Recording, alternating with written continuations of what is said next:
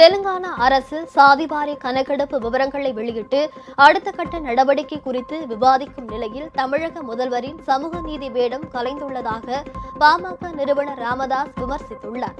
இது தொடர்பாக இன்று அவர் வெளியிட்டுள்ள அறிக்கையில் சாதிவாரி மக்கள் தொகை கணக்கெடுப்பை 50 நாட்களில் நடத்தி சமூக நீதி வழங்கும் விஷயத்தில் தெலுங்கானா மாநில அரசு முன்னேறி கொண்டிருப்பதாக தெரிவித்துள்ளார்.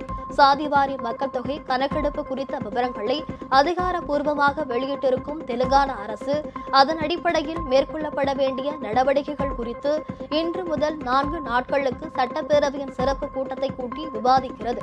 ஆனால் தமிழக அரசோ சமூக நீதிக்கான போலி முத்திரையை குத்திக் கொண்டு அதற்காக எதுவும் செய்யாமல் மக்களை ஏமாற்றிக் கொண்டிருப்பதாக ராமதாஸ் விமர்சித்துள்ளார். சமூக நீதி வார்த்தைகளில் வாழ்வதில்லை என்றும் செயல்பாடுகளில்தான் தழைக்கிறது என்றும் தெரிவித்துள்ள ராமதாஸ், தமிழ்நாட்டின் ஆட்சியாளர்களுக்கு சமூக நீதியில் உண்மையான அக்கறை இருந்தால் தங்கள் உறக்கத்தை கலைத்துவிட்டு தமிழ்நாட்டில் சாதிவாரி கணக்கெடுப்பை நடத்த வேண்டும் என்றும் ராமதாஸ் கேட்டுக் கொண்டுள்ளார்.